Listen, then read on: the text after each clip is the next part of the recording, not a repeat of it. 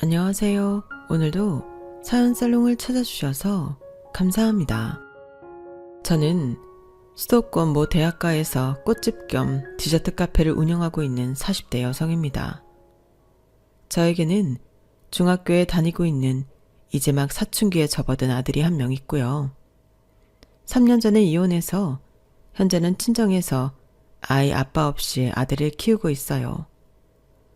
전 남편과는 11년 정도 살았고 여러 가지 복합적인 문제로 갈라서게 되었는데 사실 결혼하고 1년도 되지 않아 제가 남편의 허풍과 허세에 속았다는 걸 알게 되었거든요. 하지만 그땐 제가 순진했고 당시엔 결혼을 깰 수 없는 사정이 있어 불합리한 결혼 생활이라는 걸 알면서도 참고 살 수밖에 없었는데 그래서 분하고 서러워도 혼자 삭혀야만 했어요. 남편은 함께 살긴 했어도 무책임한 방관자라 도움은커녕 제가 자기 가족들 때문에 힘들어한다는 걸 알면서도 저를 외면했는데 그러니 저도 살기 위해 어느 순간부터는 혼자 발버둥을 치기 시작했죠. 지렁이도 밟으면 꿈틀하고 쥐도 궁지에 몰리면 고양이를 문다고 하잖아요. 그때 저도 그랬어요. 제가 원래 타고나길 순한 기질로 싫어도 싫다 말 못하고 거절도 잘 못하는 답답한 성격이었는데 자꾸만 억울한 일을 당하고 궁지에 몰리니 살기 위해 독해져야 했거든요. 지금도 그 전만큼은 그 사람들한테 고마워하고 있는 부분인데 덕분에 답답한 성격도 고치고 지금은 잘 나가는 사장님 소림 듣고 있으니 언젠가 정말로 우연이라도 마주친다면 고맙다는 말을 해줄 생각이었어요. 그리고 잘 나가는 내 모습을 한 번쯤은 그들한테 보여주고 싶다는 생각도 많이 했었는데 간절히 바라면 이루어지는 건지 얼마 전 그래도 그게 작년이긴 한데 제 가게가 잘 된다는 소식을 어디서 들었는지 그 사람들이 저를 찾아왔더라고요. 그때는 놀랍기도 하고 또 약올라 하는 신우의 표정을 보며 말할 수 없이 짜릿함도 느꼈는데 지금도 그때를 떠올리면 힘든 줄도 모르고 지냅니다. 당한 게 많아 그런지 더 통쾌하더라고요.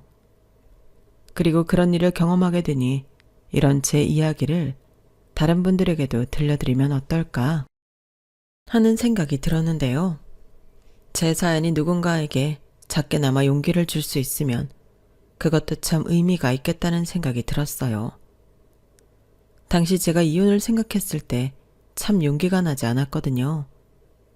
요즘 젊은 여자들은 다들 똑똑해서 이혼도 야무지게 잘하는 것 같은데 저는 그럴 자신이 없었어요. 따박따박 월급 들어오는 직장이 있는 것도 아니고 그렇다고 모아놓은 돈이 있는 것도 아닌 저에게 이혼은 사실 꿈같은 이야기였거든요.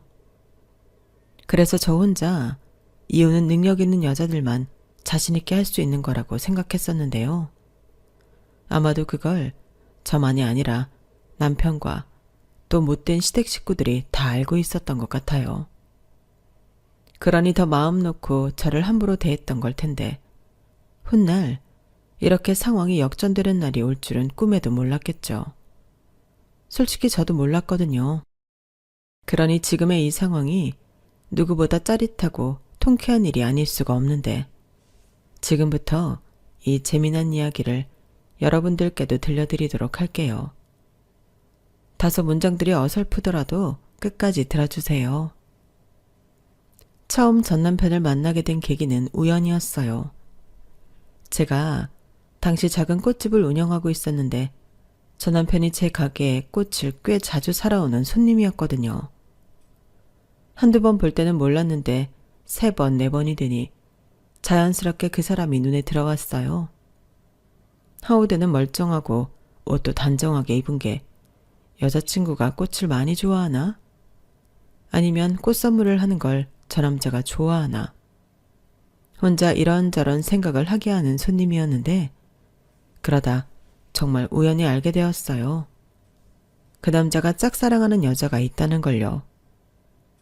그래서 수없이 거절을 당하고 있음에도 계속해서 고백을 하고 있던 거였는데 그 여자가 누군지는 모르겠지만 현명했던 거죠.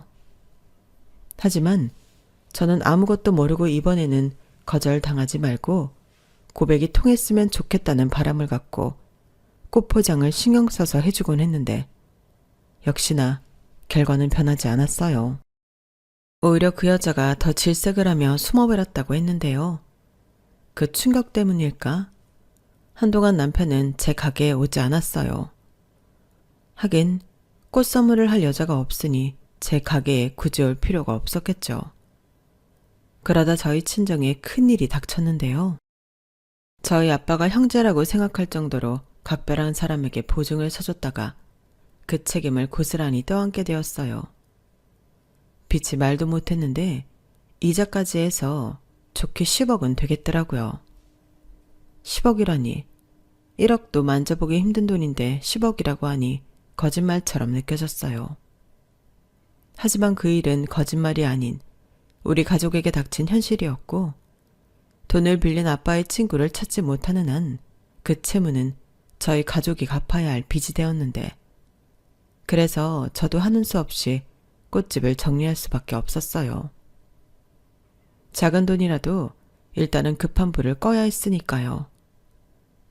하지만 제가 꽃집을 정리하고 만들었던 돈이 1억이 채 되지 않았는데 당시 살고 있던 부모님 아파트는 물론이고 집에 돈이 될 만한 건 전부 팔았던 걸로 기억해요. 그런 일을 겪다 보니 저도 정말 힘들었는데 그러다 큰 고모의 주선으로 아직은 어린 나이인 24살에 맞선을 보게 되었어요. 말이 맞선이지 돈이 있는 집안의 아들이라며 제가 결혼만 하면 그 집에서 저희 친정 빚을 갚아주겠다고 해서 나간 자리였어요. 진짜 말도 안 되는 소리죠? 저도 처음에는 그렇게 생각했어요. 아니, 아들이 얼마나 못나고 하자가 많으면 이렇게 장가를 가겠다고 무리수를 둘까? 저도 제가 꼭 팔려가는 기분이더라고요. 하지만 그때는 찬밥 더운 밥을 가릴 때가 아니었고 제가 또 장녀라 일단은 나가보겠다고 했는데요. 그러자 저희 엄마가 그럴 필요 없다고 핏대를 세워가며 큰고모랑 싸웠어요. 형님, 아니 지금 말이 되는 소리를 해요. 진경이 나이가 몇인데 무슨 맞선을 보라는 거예요. 말이 맞선이지. 요즘 그렇게 딸 시집 보내는 집이 어딨어요? 옳게 진정해. 아니 나는 그냥 돈 있는 집이라고 하니 나가보라는 거야. 막말로 그 집 아들이 싫다고 하면 넌 볼 수도 없는 자리인데 왜 옳게가 열을 내? 내가 아는 언니가 소개해준 자리니까 그렇지. 그런 자리가 뭐 쉽게 들어오는 줄 알아? 됐어요. 나는 형님 동생이랑 이혼했으면 했지. 우리 딸 그렇게 시집 보낼 생각 없으니까 괜한 소리 애한테 하지 마세요. 뭐? 이혼? 옳게 지금 내 동생 궁지에 몰렸다고 버리겠다는 거야? 아니, 막말로 내 동생이 진 빚도 아니잖아. 그냥 사람만 믿고 보증 한번 서줬다가 억울한 일 당한 건데. 그래서요. 아빠가 억울한 일 당했으니 우리 애더러 시집가서 몸값 받아오라고요? 옳게는 무슨 말을 해도 또 그렇게 천박하게 하니? 그리고 부모가 이런 상황이면 자식이 뭐든 해봐야지. 그럼 형님은 형님 딸한테도 그러실 수 있겠네요. 그럼 형님 동생이니까 형님 딸 그 집에 시집 보내요. 작은 아빠인데 조카가 도와줄 수 있는 거잖아요. 뭐야? 지금 나랑 한번 해보자는 거야? 왜 내 딸을 거기에 갖다 붙여? 내가 사고 쳤니? 형님도 그러는 거 아니에요. 우리 진경이 형님한테 조카잖아요. 사고는 형님 동생이 쳤는데 왜 조카한테 뭐라고 해보라고 그런 선자리를 들이미세요? 전 못 들은 걸로 할 거예요. 그러니까 형님도 제 얼굴 계속 보려거든 다음부터는 조심해 주세요. 나 참 기가 막혀서. 그래, 대신에 나한테 10원 한 장 도와달라고 하지 마. 알겠어? 신경을 써줘도 지랄이야. 그런 자리 소개해줬으면 얼씨구나 고맙다고 할 일이지. 큰고모는 그렇게 짜증을 내며 돌아가셨어요. 하지만 저한테는 너 잘 생각해봐. 부잣집에 시집갈 수 있는 기회일 수 있어. 이런 말을 남기며 약속 장소와 시간이 적힌 메모지를 주고 가셨는데 저는 고민 끝에 한번 나가나 보자는 마음으로 그곳에 가게 되었어요. 그런데 거기 앉아있는 남자가 제 꽃가게를 줄기차게 오던 거절남이었고 그 인연이 신기해 그냥 한번 나간 자리였지만 꽤 오랜 시간 그 남자와 이야기를 나누게 되었는데요. 그냥 처음에는 둘 다 이렇게 다시 만난 게 어이없고 신기해서 몇 마디 나누기 시작한 거였어요. 그런데 그렇게 계속 이야기를 나누다 보니 시간 가는 줄 몰랐고 이미 저희 집 사정을 듣고 온 그 남자는 대놓고는 아니었지만 자기가 여유가 있다는 걸 슬쩍슬쩍 내비쳤는데요. 제가 한심하게도 거기에 마음이 흔들렸어요. 적어도 나쁜 남자는 아니라는 확신이 있었고 꼭 돈 때문이 아니더라도 이 사람 정도는 괜찮겠다는 생각이 들었는데 그렇게 일주일에 두세 번씩 만나며 나름 데이트를 즐겼어요. 아무래도 집 분위기가 많이 우울하고 부모님이 싸우는 모습을 많이 봐서 그런지 나와서 데이트를 하고 있으면 그게 저한테는 잠깐이라도 숨 쉴 수 있는 구멍이 되더라고요. 게다가 남편은 저에게 호감이 있는지 저에게 무척이나 잘해줬고 맛있는 음식에 종종 선물도 받다 보니 저는 어느샌가 남편은 정말 결혼 상대로 보기 시작했어요. 그렇게 호감을 갖고 6개월 정도 만나니 남편이 먼저 결혼 얘기를 꺼내더라고요. 저기 우리가 만난 지는 얼마 되지 않았지만 집에서 자꾸 결혼 이야기를 해서 진경 씨는 어때? 글쎄요. 저희 집에서는 꼭 그렇진 않은데. 아, 그래? 내가 듣기로 집이 좀 힘들다고 하지 않았나? 그래서 우리 엄마는 겸사겸사 빨리 하는 것도 좋지 않냐고 하던데. 그건 맞긴 한데 결혼이라는 게 그래도 신중해야 하잖아요. 저희 엄마는 사실 저 맞선 자리 나가는 거 엄청 반대하셨거든요. 그래? 그건 몰랐네. 그랬구나. 근데 있잖아. 내가 그냥 하는 소리가 아니고 나는 우리가 만난 게 인연이라고 생각해. 사실 나도 맞선 자리 마냥 좋은 마음으로 나간 건 아니거든. 근데 그 자리에 진경 씨가 나오니까 나는 이게 운명인가 보다 했어. 만난 기간 중요하지. 근데 제일 중요한 건 우리 마음 아닐까? 나는 급해서라기보다 진경 씨를 행복하게 해주고 싶어. 걱정 없이 어떤 어려움 없이 그렇게 내가 지켜주고 싶은데 나한테 시집 오면 안 되나? 진경 씨만 좋다고 하면 진경 씨도 결혼해서 행복하고 진경 씨 집도 지금 겪고 있는 어려움에서 벗어날 수 있어. 근데 정말 그래도 되는 걸까요? 결혼은 두 사람이 좋아서 하는 건데 저희 집 돈 문제까지. 가족이 되는 건데 그게 뭐가 어때서. 일단 우리 엄마가 그렇게 생각해. 며느리가 친정에 근심이 있는데 어떻게 결혼 생활을 잘하겠냐고. 우리 엄마 아빠 없이 나랑 누나 둘 키운다고 고생 많이 한 사람이거든. 그래서 힘들고 어려운 사람 보면 못 지나치는 사람인데 아마 진경 씨 나랑 결혼하면 엄청 예뻐해 줄 거야. 못 믿겠으면 시집 와보라니까. 전 남편은 저렇게 사탕 발린 말을 술술 풀어놓으며 제 환심을 사려 애를 썼어요. 그리고 순진했던 저는 사람도 괜찮고 제가 시집가서 잘하면 우리 집도 경제적인 어려움을 해결할 수 있다는 생각에 결혼 결심을 하게 되었는데요. 그때까진 저 스스로도 제가 돈에 팔려가는 게 아니라 좋은 사람을 만나 결혼하는데 그 사람이 저희 집을 기꺼이 도와주는 거라고 생각했죠. 하지만 세상엔 공짜는 없었고 남편과 시댁은 제가 생각한 그런 사람들이 아니었는데 일단 돈이 여유가 있다는 것부터가 사실이 아니었어요. 아니, 여유가 있는 사람은 따로 있었는데 그 사람이 제 손이 신우였죠. 신우는 교회에서 대형 베이커리 카페를 운영하고 있었는데 그게 나름 유명한지 돈을 많이 벌고 있었어요. 그리고 시어머니와 남편도 거기서 일을 하고 있었고 저희 남편은 그야말로 가장 허드렛 일을 하며 잔 10원꼴이나 다르지 않았는데 그래도 시어머니는 엄마라고 신우가 월급인지 용돈인지 잘 챙겨주는 것 같더라고요. 때 되면 명품 선물도 하고 친구들이랑 여행도 다녀오라며 돈도 두둑하게 챙겨주는 것 같았는데 그렇게 받은 돈을 저와 남편에게 주셨던 거예요.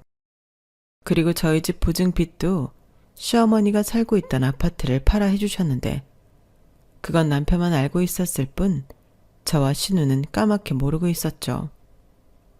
그러다 시어머니가 당신 아파트가 아닌 작은 원룸에 전세로 살고 있다는 사실을 알고 신우가 뒤집어졌는데 저도 그때 모든 사실을 알게 되었어요. 그게 결혼하고 1년이 안 되었을 때였는데 결과적으로 그런 돈인 줄도 모르고 그 돈이 저희 친정에 갔으니 저만 죄인이 되어버렸죠. 신우는 저를 아주 꽃뱀 보듯이 했고 남편과 시어머니는 어찌 되었든 자기들한테 제가 큰 도움을 받았으니 너는 무조건 자기들한테 충성해야 한다고 압박했는데 뭔가 덫에 걸린 기분이었어요. 한마디로 저는 결혼 전에도 또 결혼한 후에도 속은 건데 그런 건 상관없다는 듯 그 사람들은 참 뻔뻔하더군요. 그리고 이제 다 까발려졌기 때문에 속이 시원했는지 그때부터는 아주 편하게 저를 부려먹었는데요. 그때도 역시나 무기는 자기들이 대친정에 해준 돈이었어요. 싫으면 그 돈 도로 가지고 와. 이런 식으로 말을 하는데 제가 그 돈을 다시 가져올 수가 없잖아요. 게다가 싫든 좋든 그 돈 때문에 저희 집이 혼란해서 안정을 찾아갔는데 부모님은 저에게 미안한 감정이 있었겠지만 더 이상 독촉전화에 시달리지 않고 돈 걱정 없이 마음 편하게 살 수 있어서 얼굴이 많이 편해지셨더라고요. 그래서 속은 건 분하지만 어쩔 수 없다고 생각하며 현실을 그냥 받아들이기로 했는데요. 여기에 한술 덧더 손이 시누이는 아주 저를 못 잡아먹어 안달이었어요. 제가 작정을 하고 돈을 뜯으러 남편과 결혼했다고 대놓고 떠들고 다니더라고요. 그때 당시 제 성격은 하고 싶은 말도 제대로 하지 못했는데 그 때문인지 신우는 아주 신이 나서 저한테 함부로 했어요. 가게가 저희 집이랑 차로 1시간이 넘게 걸리는데 아침이면 저에게 가게로 와서 청소를 하라고 그렇게 들들 볶더라고요. 물론 가서 하는 건 어려운 일이 아니었는데 문제는 그 말투가 너무 짜증스러워서 가기가 싫었어요. 하지만 저에게 거부할 수 있는 용기와 방법은 없었고 그렇기 때문에 남편한테만 싫은 내색을 하는 것이 고작이었는데 결혼 전에는 자기만 믿으라고 하던 남편은 결혼하고 나서는 거꾸로 저를 이용해 지 마음 편하고 몸뚱이 편한 것에만 집중했어요. 그래도 우리 누나 때문에 우리가 먹고 사는 거잖아. 가서 잘 보이면 두고두고 좋지. 가족인데 잘릴 걱정도 없고. 혹시 알아? 우리 누나가 2호점 내서 그거 나한테 하라고 할지. 그럼 우리도 우리 누나처럼 동방석에 앉는 건 식은 죽 먹기야. 답답하다. 형님이 그럴 사람이야? 그리고 그런다고 한들 자기도 뭔가 할 줄은 알아야지. 형님처럼 제빵 기술이라도 익히고 레시피 좀 배우고. 아이씨, 시끄러워. 시끄러워서 게임을 할 수가 없네. 내가 그런 걸 왜 배우냐? 우리 누나도 이젠 거의 자기 손으로 안 해. 공장에서 빵 반죽 다 만들어 오지. 크림이다 소스도. 그것도 다 대량으로 만들어서 배달해주는 회사 있어. 우리 누나는 그냥 주방에서 만들고 굽고 그런 것만 한다니까. 그러니까 가서 자기가 좀 그것만 배워와. 그럼 우리도 돈방석에 앉는 거라니까? 진짜 한심하다. 그렇게 게을러 터졌으면서 돈방석에는 어지간히 앉고 싶나 보네. 그리고 이 아침 대바람에 나를 왜 부르겠어? 분명히 청소나 허드렛 일 시키려고 부르는 걸 텐데 내가 언제까지 이렇게 부르면 쪼르르 달려가냐 하냐고. 가야지. 가야지 나중에 돈 달라는 말을 하지. 그리고 자기만 가냐? 아마 가면 우리 엄마가 1등으로 가 있을 거다. 며느리고 올 텐데 시누이 가게 가서 청소 좀 할 수 있지. 자기 잊었나 본데 우리 엄마가 처갓집에 해준 돈 그거 다 우리 누나 주머니에서 나온 거야. 저는 남편이 저런 말을 할 때마다 속이 터지는 것 같았어요. 하지만 저 말까지 들었을 때는 저도 할 말이 없어 아무 말도 못했는데 두 주먹만 부르르 떨 뿐이었죠. 너무 분했으니까요.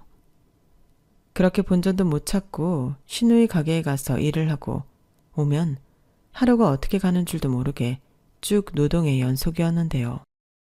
그렇게 일주일에 5일을 지내다 보니 저도 체력에 한계가 왔어요. 남편은 돼지처럼 살만 찌고 있는데 저는 결혼하고 15kg 넘게 빠졌더라고요.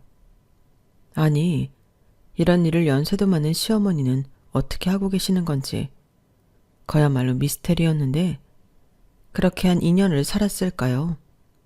아무리 돈 때문에 매여있는 몸이라고 해도 이건 아니다 싶은 순간이 왔어요. 저희가 달리 월급이라는 게 없었거든요. 월급이라는 게 있어야 한 달 계획도 세우고 생활이 안정적인 건데 카드값은 시어머니가 내주시고 딱히 생활비라고 고정된 돈도 없이 현금은 필요하면 타 쓰고 나머지는 가족 카드를 쓰는데 그게 참 저는 불편하더군요. 남편은 카드만 쓰면 되는데 뭐가 불편하냐? 심지어 카드값도 자기 엄마가 내주니 걱정도 없어 좋지 않냐고 하는데 저희 시어머니가 카드 내역서를 아주 꼼꼼히 체크하는 분이셨어요. 아마 자기도 사장인 딸한테 돈을 받아 쓰는 입장이라 더 예민하게 구는 것 같았는데 그러니 제 화장품 하나, 옷 한 벌 사는 것도 그렇게 눈치가 보이더라고요. 그래서 한 번은 그냥 내가 직장을 다니겠다 얘기를 했는데 집안이 발칵 뒤집어졌어요. 뭐? 일을 하겠다고? 아니 지금 우리 가게도 바빠 죽겠는데 무슨 일을 해? 엄마, 며느리 교육을 어떻게 시키는 거야? 아우, 너는 또 왜 나한테 지랄이야? 얘 아가, 너 왜 그러는 건데? 뭐가 아쉬워서 일을 하겠다는 거야? 그게요, 월급을 받기라도 하면 괜찮은데 저희가 생활비도 없이 이렇게 사는 게 불안해서 그래요. 월급? 나 참 기가 막힌다. 가족끼리 돕고 사는 거지 무슨 월급이야. 그리고 내가 알기로 올케 우리 엄마가 만들어준 가족카드 쓴다며. 그건 카드잖아요. 그리고 그 카드 제가 쓰는 거 아니고 형님 동생이 써요. 그리고 매번 필요할 때마다 돈 달라고 하는 것도 그렇고 제가 여기서 일을 하는데 돈 받을 때마다 눈치 보는 건 아니잖아요. 진짜 어이없다. 이래서 머리 검은 짐승은 거두는 게 아니야. 올케 친정에 들어간 돈 벌써 잊었어? 그럼 올케는 그 돈 갚는다고 생각하고 더 열심히 일해야지. 뭐? 여기서 일하는데 왜 돈 받을 때마다 눈치를 보냐고? 나랑 장난해? 그럼 네가 눈치를 봐야지. 마음 편하게 살면 그게 사람이냐? 형님, 말 함부로 하지 마세요. 네가 지금 나 성질 돋우고 있잖아. 좌우간 딴 생각하기만 해. 사람이 말이야, 양심 있어야지. 그나마 가족이라 여기까지 하는 줄만 알아. 엄마도 이렇게 단놀이 좀 잘해. 내가 이런 것까지 신경 써야 해? 가뜩이나 바빠 죽겠는데. 바쁘면 가서 일을 해. 왜 자꾸 너는 엄마한테 그러니? 그리고 아가, 너도 그렇다. 이제 상황 파악 다 됐을 텐데 제 성질 좀 건드리지 마. 우리 집은 제가 대장이야. 너는 어떻게 된 게 하나만 알고 둘은 모르냐? 네가 살살살 입속에 혀처럼 굴어야 너도 네 남편도 살 길이 열리는 거야. 너 편하게 살고 싶지 않니? 나야말로 이렇게까지 아쉬운 소리 들어가면서 여기서 일할 필요 없는데 그래도 아들이니까 아들 잘 살게 하려고 내가 지금 이러고 있는 거야. 내가 정말 속 터져서 못 살겠네. 어머니, 솔직히 당사자인 사람이 제일 게으른데 이게 다 무슨 소용이에요. 이러면 형님이 아무리 좋은 기회를 준다고 해도 어머니 아들이 못해요. 어머님이 자꾸 이러시니까 더한 것 같단 말이에요. 그리고 자꾸 친정에 해준 돈 얘기하시는데 저 속이신 건 어머니세요. 저는 처음부터 이런 돈이었으면 그 돈 받지도 않고 시집도 오지 않았을 거예요. 얘가 또 왜 사람 속을 자꾸 뒤집어? 어찌됐든 너도 돈 보고 결혼한 거 맞잖아. 그리고 내가 그 돈 안 해줬냐? 내가 그 돈을 안 해줬어야 속아서 결혼한 거지. 나는 돈 다 해줬어. 잘 살던 아파트까지 팔아서 해줬더니 지금 이게 무슨 개소리야? 너 그 입 꿰매버리기 전에 꼭 다물고 있어라. 오늘 꿈자리가 뒤숭숭 하더니 이러려고 그랬나 보네. 아니, 나이 어리다고 해서 손주 욕심에 집까지 팔아 결혼시켰더니 어디서 저런 염치도 모르는 허접한 물건이 들어왔어? 시어머니는 저렇게 대놓고 저를 돈까지 쓰면서 며느리 삼았던 이유가 제가 나이가 어려 애를 잘 낳을 것 같아서였다고 말했어요. 제가 무슨 애기 낳는 최신 기계도 아니고 저런 상스럽고 몰상식한 말을 아무렇지 않게 한다는 게 너무 싫었는데 정작 친정 부모님 앞에서는 그런 표를 낼 수는 없겠더라고요. 저희 친정엄마는 종종 전화해서 잘 지내는지 시댁과는 아무런 문제가 없는지 늘 마음을 불편해 하셨는데 그렇기 때문에 저는 속은 골마 터질지언정 친정엄마한테 잘 지낸다고 다들 너무 잘해주신다고 거짓말을 할 수밖에 없었어요. 그래야 친정 부모님이 저에 대한 미안한 마음을 덜 수 있으니까요. 하지만 정작 그러는 사이 제 마음의 병은 깊어만 갔는데 이렇게 살다가는 죽겠구나 싶어 이혼을 생각하게 되었어요. 그런데 하늘에서 이런 제 마음을 용납하지 않으신 건지 덜컥 임신을 하고 말았는데요. 아이한테는 미안하지만 많이 울었어요. 이렇게 또 발이 묶이는 것 같았거든요. 게다가 이런 저와 다르게 좋아하는 남편과 시어머니를 보는 게 불편하기만 했는데 그나마 다행인 건 제가 몸이 많이 약해진 상태에서 임신한 거라 더 이상 하기 싫은 신우 가게 일을 하지 않아도 된다는 거였어요. 신우는 그딴 게 어딨냐고 자기는 애 둘을 낳았어도 가게 나와 일을 했는데 왜 저만 특별 대우 해줘야 하냐고 입에 거품을 물었지만 그땐 시어머니가 제 편을 들어주더라고요. 아니 너는 건강했고 쟤는 비실비실 하잖아. 병원에서도 무리하면 유산할 수 있다고 했어. 절대 안정하라고 하는데 어떻게 여기로 와서 일을 하라고 하니?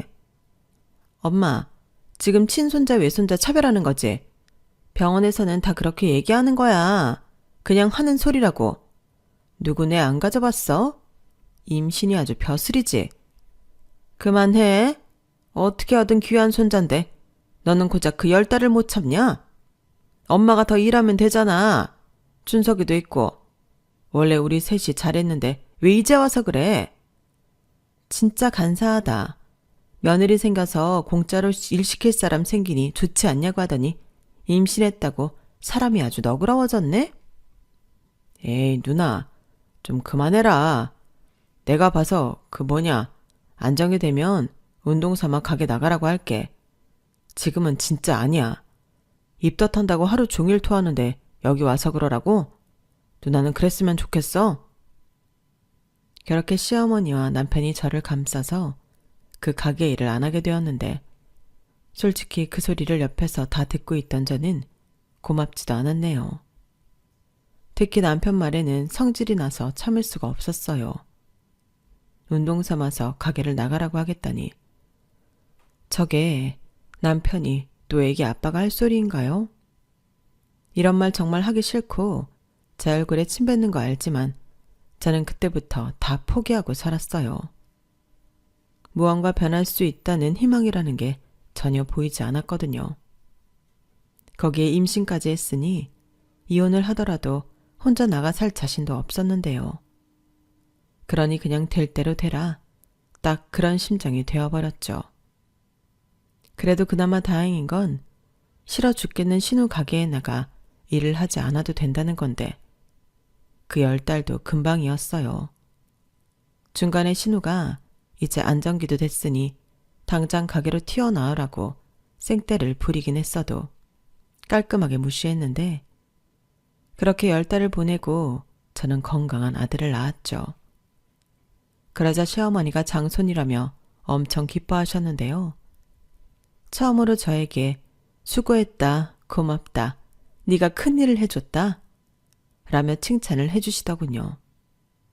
남편도 아이를 낳고 직후에는 아빠가 되었다는 책임감에 정신을 차리는 것처럼 보였어요. 저더러 자기는 이제 새로 태어났다면서 아들에게 부끄러운 아빠가 되지 않을 거라고도 했는데 제가 단순한 건지 그때는 그게 희망이라고 여기며 마음을 다잡았어요. 저 역시 엄마가 되고 보니 욕심이 생겼거든요. 그래서 그때부터는 싫은 내색 하나 없이 신우 가게에 가서 일을 했고 전에는 하기 싫어서 시키는 일만 했다면 그때부터는 제가 알아서 일을 하며 배울 수 있는 건 어깨너머로 배우고 익혔는데 그러자 신우는 이제야 제가 정신을 차렸다며 더 편하게 일을 시켜 먹었어요. 나중엔 가게 일도 거진 전부 저에게 맡기고 자기는 쉬는 날도 많아졌죠. 솔직히 쉬는 건지 바람이 났는지는 알 수 없는데요. 아무튼 그게 제가 아이를 낳고 한 7, 8년이 된 후였는데 시어머니도 제가 가게 일을 많이 하게 된 것에 뿌듯해 하시는 것 같았어요. 시어머니는 신우한테는 비밀이었지만 내심 이 가게를 자기 아들이 넘겨받길 바라셨거든요. 그러니 제가 가게 일에 전반적으로 개입하고 돌아가는 추세를 알고 있다는 것이 안심이 되는 것 같았는데 역시나 문제는 남편이었어요. 아들이 태어나고 정신을 차렸나 보다 했던 남편은 그 약발이 몇 달이 가지 않았거든요. 그리고 시어머니는 그런 아들한테도 뭐라고 하지 않았는데 아무래도 남편이 저 모양인 건 시어머니 영향이 컸던 것 같더라고요. 그래놓고 결혼했으면 제 몫이라고 저더러 자기 아들을 고쳐보라고 하는데 그게 말이 되는 소린가요? 막말로 엄마 말도 안 듣는 사람이 마누라 말을 듣겠냐고요. 그건 그저 저희 둘 보고 피 터지게 싸우라는 말과 같은 말이었어요. 그래서 어느 순간부터 저도 남편을 포기하게 되었는데 누가 그랬잖아요. 포기하면 편하다고요. 그 말은 정말이었어요. 그냥 기대를 하지 않으니 화도 나지 않더라고요. 하지만 그렇다고 문제가 아주 없던 건 아니었는데요. 제가 신우 대신 모든 일을 맡아서 하다 보니 직원들이 저를 마치 사장처럼 따랐었거든요. 그런데 그걸 신우가 오랜만에 가게에 왔다가 보게 되었고 기분이 나빴는지 저더러 사장 행세를 한다며 뭐라고 하기 시작했어요. 그런데 원래도 못돼 처먹은 성격이라 무시하려고 해도 그날은 그럴 수가 없었는데 아주 제 자존심을 묵살하려고 하더군요. 그래서 그날은 저도 참지 않았어요. 그러자 신우가 더 열이 받은 것 같았는데 제가 자기 가게를 뺏으려고 사기를 계획하고 있다며 망상에 가까운 헛소리를 하더라고요. 너 처음부터 우리 집 돈 보고 시집 왔잖아. 내 말이 틀려? 아니라고요. 저도 속아서 결혼한 거라고요. 웃겨? 누가 그 말을 믿어준대? 야, 너도 정말 염치 좀 갖고 살아라. 시집 오자마자 그 큰 돈을 친정에 턱 하고 갖다 줬으면 죽었다 생각하고 식모처럼 살아야지. 어디서 니까짓 게 내 가게를 넘봐? 제가 언제 형님 가게를 넘봤다고 그러세요. 형님이 저한테 다 떠넘기고 놀러 다닌 거잖아요. 누가 놀았대. 나도 할 일이 있어서 그랬어. 뭐가 됐든요. 형님이 저한테 다 떠넘기셨으니 저라도 열심히 일한 것밖에 없는데 왜 이제 와서 이러세요? 저 고맙다는 말은 기대도 하지 않았지만 이렇게 어이없는 소리를 들을 줄 몰랐어요. 이게 끝까지 잡았대네. 너 내가 매출 기록이랑 지출 내역 다 봤거든? 네가 아주 500만 원씩 따박따박 가져갔더라. 이렇게 야금야금 얼마나 헤쳐먹은 거야? 그건 어머님한테 허락받고 제가 저희 생활비 가져간 거예요. 저희 애도 있고 살고 있는 아파트 대출금도 있으니까 그렇게 한 거라고요. 막말로 저랑 그이가 여기 와서 일하는데 그 정도는 가져갈 수 있는 거 아니에요? 야, 그럼 사장이 나한테 허락을 받아야지. 물론 허락해 줄 생각은 눈꼽만큼도 없지만 이건 도둑질이야. 횡령이라고. 저도 그렇게 생각해서 어머님한테 말씀드린다고 했는데 어머님이 알아서 하신다고 저더러 그냥 가져가라고 하셨어요. 괜히 형님한테 얘기하면 시끄러워진다고. 어머님이 알아서 하신다고 했다고요. 저도 정말 억울해요. 억울하긴 뭐가 억울해. 당장 네가 가져간 돈 이번 달까지 채워놔. 형님, 억지 좀 그만 쓰세요. 이미 다 나간 돈을 제가 무슨 수로 채워요? 이게 정말 내가 말로 하니까 나를 만만하게 하나. 너 오늘 나한테 제대로 혼 좀 나야겠다. 신우는 말로는 도저히 안 되겠다는 듯 두 팔을 걷어붙이고 먼저 제 머리채를 잡아 흔들었어요. 그래서 저도 당하고 있을 수만은 없어 똑같이 형님 머리채를 잡고 있는 힘껏 잡아당겼는데요. 제가 몸집이 작고 말랐어도 힘이 없는 건 아니었거든요.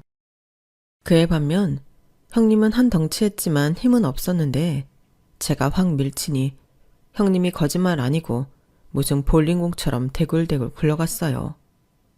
그리고 그 큰 몸집에 가게 물건들이 부딪혀 깨지고 넘어지고 난장판이 되었는데 형님이 저를 폭행 민 기물파손죄로 고소를 하겠다고 입에 개거품을 물더군요. 그러자 시어머니가 저더러 신우한테 미안하다고 빌라고 했고 저는 싫다고 그날 이후 가게에 나가지 않았는데요.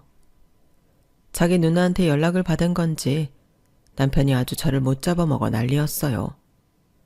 자기 누나가 앞으로 10원 한 장 우리한테 주지 않겠다고 했다며 저더러 책임지라고 몰아세우는데 저게 남편인가 싶더라고요.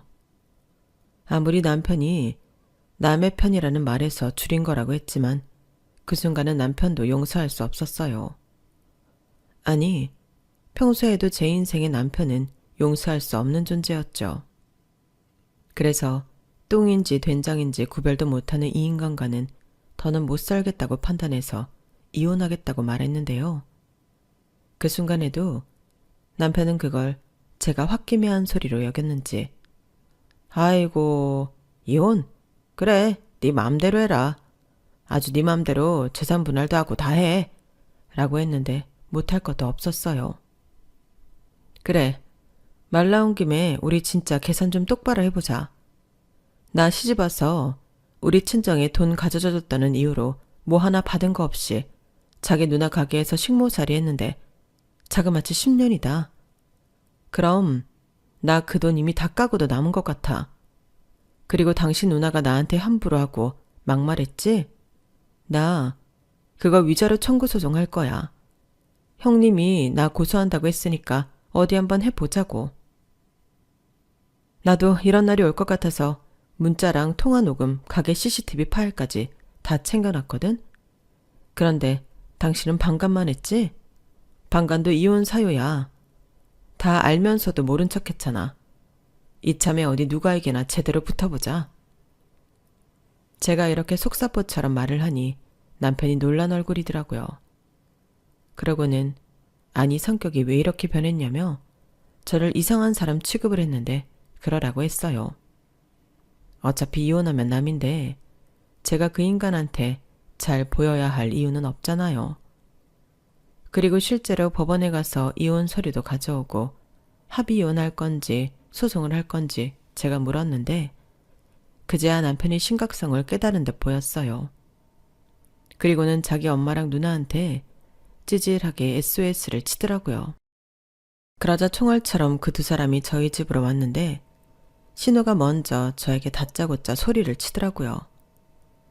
제가 제 발이 저려서 내빼려고 수작을 부리는 거라고 개소리를 짓거렸어요. 진짜 지랄생 쇼를 하고 자빠졌네. 네가 이혼하겠다고 하면 우리가 발발거릴 줄 알았냐? 진짜 생긴 거랑 다르게 가지가지 한다. 아우 승우 엄마야, 꼭 이렇게 일을 키워야겠냐? 그냥 네가 잘못했다고 사과 한번 하면 될 일을. 제가 왜요? 제가 뭘 잘못했다고 사과를 해요? 더는 이렇게 안 살 거예요. 그래, 살지 마. 누가 살라고 매달렸냐? 야, 그냥 이혼해. 엄마도 더는 얘 붙잡지 마. 그리고 너 우리 엄마한테 받은 거 토해라. 싫어요. 저 그만큼, 아니 그 이상 형님 가게에서 일했고 제대로 월급도 못 받았으니까 그걸로 퉁칠 거예요. 뭐? 누구 마음대로? 싫으면 법으로 하시든가요. 저는 증거 다 있거든요.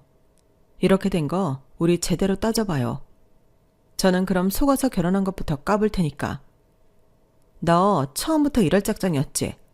엄마, 이것 봐봐. 얘가 우리 뒤통수 칠 거라고 내가 말했지? 너 정말 이럴 거니? 아니, 내가 어떻게 우리한테 이럴 수가 있어. 그때 니네 집 그 돈 아니었으면 풍비박산 나기 일보 직전이었잖아. 그래서 그걸 미끼로 저를 10년 넘게 붙들어 놓고 부려 먹었잖아요. 저 승우 안 나왔으면 그때 이미 이 집 며느리 안 했어요. 엄마, 누나, 저 사람 지금 완전히 돌았어. 어떻게 좀 해보라고. 됐어. 하긴 뭐래. 너 그냥 이혼해. 너 안 잡을 테니까 당장 짐 싸서 나가. 네 잘난 애도 데리고 가라. 야, 그게 무슨 소리야. 왜 우리 손자를 데리고 가? 아니다. 너만 나가. 엄마, 이 와중에 친손주를 챙기겠다는 거야? 그럼 그 애는 누가 키울 건데? 엄마가 키울 거야? 아니면 사람 구실도 제대로 못하는 저 자식이 키울 거야? 욕심을 낼 걸 내. 그래도 어떻게 내 핏줄을 포기하니? 나는 그럴 수 없다. 우리 애들 있잖아. 우리 애들은 뭐 남의 핏줄이야? 엄마는 꼭 결정적일 때 사람 열받게 하더라. 내 덕에 지금 엄마가 호강하고 사는 거야. 몰라? 여기 있는 사람 중에 내 돈 안 먹은 사람 있어? 사람들이 뻔뻔해도 정도가 있지. 야, 너 네 아들 데리고 당장 꺼져. 고맙네요. 저는 혹시라도 우리 아들 때문에 이번에도 발목 잡힐까 걱정했는데. 그럼 저희 아들 양육권, 친권 제가 가져오는 걸로 알고 가겠습니다. 그리고 당신 거기 합의이혼 서류에 도장 찍어. 거기 보면 양육비 산정해 놓은 것도 있고 재산 분할도 있는데 잘 보고. 저는 그렇게 말하고 짐이라고 할 것도 없이 단촐하게 아들을 데리고 친정으로 왔어요. 아들도 워낙에 어릴 때부터 엄마가 고모한테 당하는 걸 봤기 때문에 순순하게 저를 따라 나섰는데, 문제는 내내 영문도 모르다가 10년이 지나고서야 제가 고생하고 힘들게 살았다는 걸 알게 되었어요. 그 때문인지 저희 엄마는 쓰러지시기까지 했는데 저희 아빠는 고모를 찾아가서 따지기도 했죠. 하지만 고모는 이제 와서 왜 그러냐고, 자기 덕에 사돈한테 돈 받아 지금 그렇게 사는 거 아니냐고 대판하신 모양이었고, 그렇게 저희 아빠는 당신의 누나인 고모와 절연을 하시겠다고 했는데 저는 솔직히 고모를 원망하진 않았어요. 어찌됐든 선택은 제가 했고 그들이 작정하고 속인 건데 고모 탓을 할 수는 없죠. 그리고 어차피 저들도 제가 요구한 이혼을 거부할 것 같지도 않았는데 저는 그냥 친정 빚 갚고 10년 만에 집에 돌아온 셈 치려 했어요. 하지만 남편은 무슨 미련인지 민기적거렸고 금 8개월 정도를 질질 끌었는데 제 마음이 달라질 리가 없고 자기 누나도 완강하니 어쩔 수 없다는 듯 나중엔 도장을 찍더라고요. 그때 제가 지금 도장 찍어주면 양육비도 안 받겠다고 했는데 그러자 그게 솔깃하긴 했는지 남편이 도장을 냉큼 찍었어요. 사실 양육비를 달라고 해도 이 인간 제때 줄 거라는 믿음 따윈 없었던 터라 솔직히 이러든 저러든 저는 상관이 없었는데 그렇게 꼬박 11년 만에 결혼 생활을 청산할 수 있었죠. 남들은 이혼할 때 아주 진흙탕 싸움을 한다고 하던데 그들은 저를 무시했기에 순순하게 이혼을 받아들였어요. 그리고 저는 몇 달은 친정에서 힘들었던 몸과 마음을 추슬렀고 많이 늦었지만 취업을 하기 위해 노력을 시작했는데요. 이걸 보고 천운이라고 하는 건지 저희 집을 발칵 뒤집어 놓았던 문제의 아빠 친구가 저희 집을 찾아오셨어요.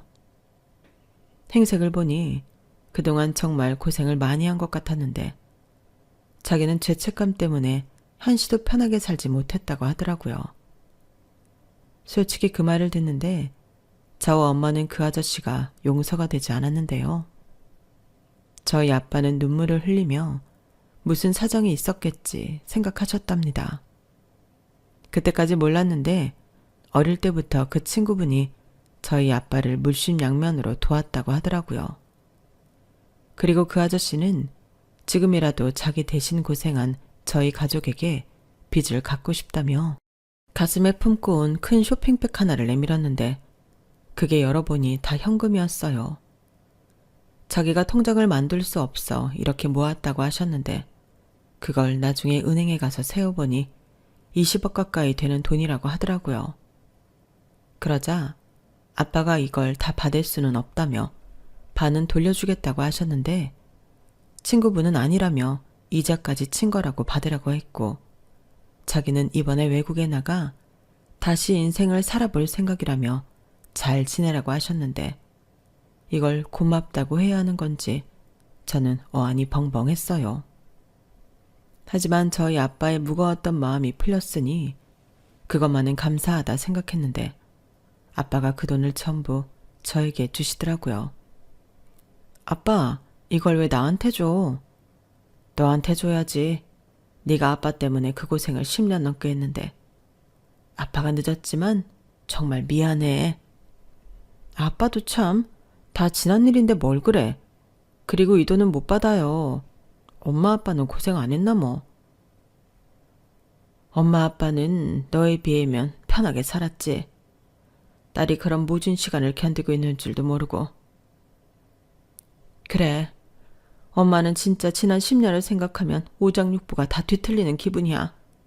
그러니까 너 이거 가지고 지금이라도 하고 싶은 거 있으면 하고 살아. 너는 그럴 자격이 충분해. 엄마, 그래도 이렇게 많은 돈을. 네가 지나온 시간들을 어떻게 돈으로 환산하겠니? 이 돈도 부족하지. 아휴, 그래도 이렇게라도 돼서 얼마나 다행이니. 엄마는 이제야 숨통이 조금 트이는 것 같다. 그렇게 친정 부모님은 저더러 그 많은 돈을 알아서 쓰라고 주셨어요. 그리고 차마 그 돈을 저 혼자 다 쓸 수는 없어 친정 부모님과 함께 살 2층 집을 마련하고 제 가게를 다시 차릴 생각이었는데요. 저는 여전히 꽃을 사랑했고 다시 기회가 있다면 꽃집을 하고 싶었거든요. 그러다 가게 자리를 물색하던 중 지금의 대학가 근처 매장을 소개받게 되었는데 거기가 처음부터 규모가 꽤 있는 카페였어요. 그걸 본 순간 떠올랐죠. 플라워 앤 디저트 카페를 해봐야겠다고요. 어깨 넘어 배운 기술이긴 하지만 케이크와 파이 그리고 타르트 정도는 손으로 예쁘고 맛있게 만들 수 있었거든요. 그리하여 저는 가게를 오픈하기 전 제과제빵 자격증을 따기 위해 공부를 하기 시작했어요. 그리고 그 사이에도 저만의 레시피를 만들기 위해 연구에 연구를 거듭했는데 참 그 기간도 행복했어요. 저희 엄마는 그렇게 신우한테 당하고도 카페를 하고 싶냐고 저를 말리기도 했지만 그건 그거고 제가 하고 싶어 하는 거라고 하니 그 뒤로는 아무 말씀도 하지 않고 도움이 필요하면 말하라고 하시더라고요. 그렇게 저는 공부하고 또 레시피 연구하며 제가 살아있다는 기분에 취해 저만의 가게를 차리기 위해 오랜 시간 공을 들였는데요. 시간이 지나면서 저의 행복감과 기대감은 더 부풀기 시작했어요. 게다가 제가 좋아하는 꽃들로 매장을 채워 다른 곳들과 차별점을 두겠다는 저의 생각이 잘 맞아떨어졌는지 반응이 좋았는데요. 대학가라는 특성상 여자 손님들에게 특히 반응이 좋더라고요. 그리고 거기에 커플 손님과 소문 듣고 온 손님들까지 매일 매장하는 손님으로 가득했는데 그 때문에 직원을 계속해서 뽑지 않으면 유지할 수 없었어요.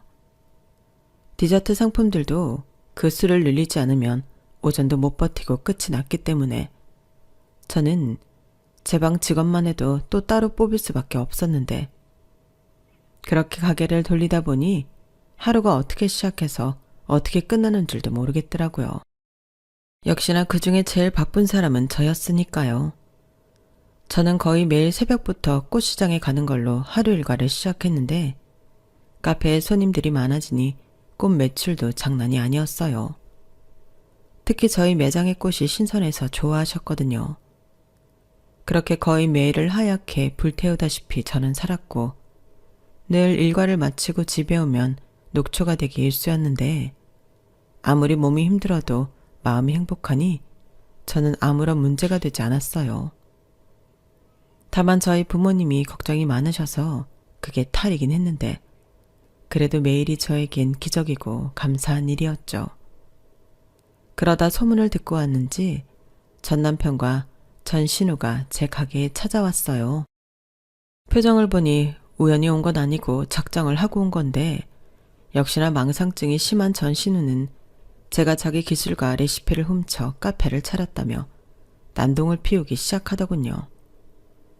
일부러 손님 많은 시간에 찾아와 저를 골탕 먹일 속셈이었어요. 하지만 이런 날이 올 수도 있다고 생각했던 저는 태연하게 행동했는데요. 일단 경찰에 영업방해로 신고를 했죠. 그리고 어딜 봐서 내가 기술과 레시피를 훔쳤냐. 저는 제과 제빵 자격증과 레시피 연구 노트를 꺼내 보여줬는데 사실 어깨 넘어 본 건 많았지만 신우의 것을 그대로 베껴온 건 없었어요.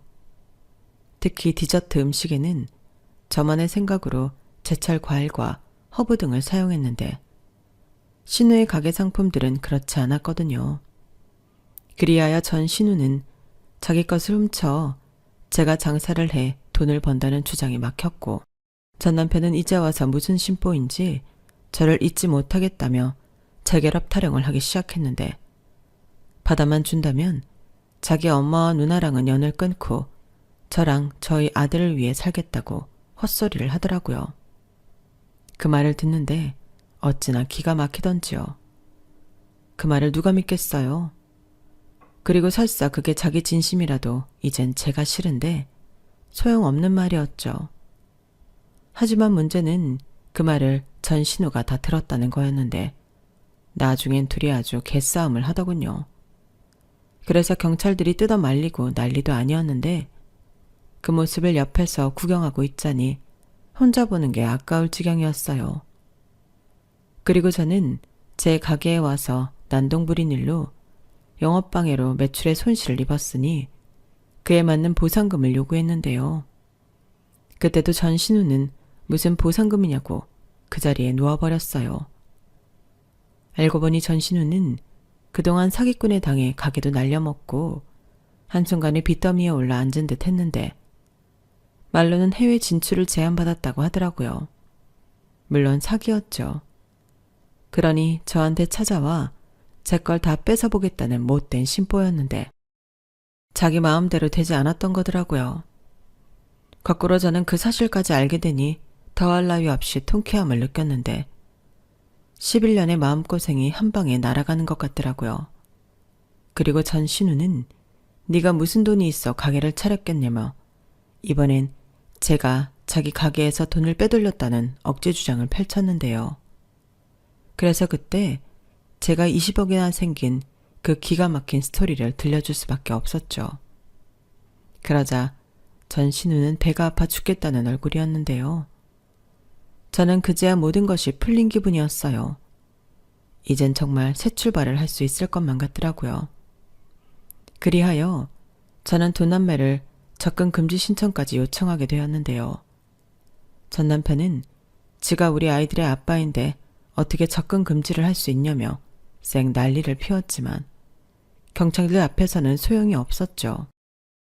그리고 제 입장에서도 그 문제의 남매가 알아서 나타나 접근 금지 신청까지 할 수 있게 해줬으니 그 점이 참 고마웠는데 전 남편한테는 나중에 아들이 아빠를 보고 싶다고 하면 알아서 아들한테 연락하라고 할 테니 내 앞에는 나타나지 말라고 무섭게 말했어요.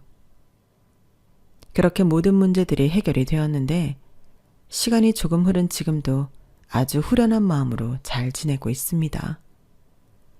누군가는 저더러 한순간에 돈방석에 앉았다고 부럽다고 하던데 저는 그렇게 생각하지 않아요. 제가 겪어온 시간과 그리고 억울했던 눈물들이 모여 지금의 제 행복이 있다고 생각하거든요. 그렇기 때문에 저는 지금의 행복이 더 값지고 소중하기만 한데요. 저는 앞으로도 계속 제 행복을 지킬 수 있도록 열심히 살도록 하겠습니다.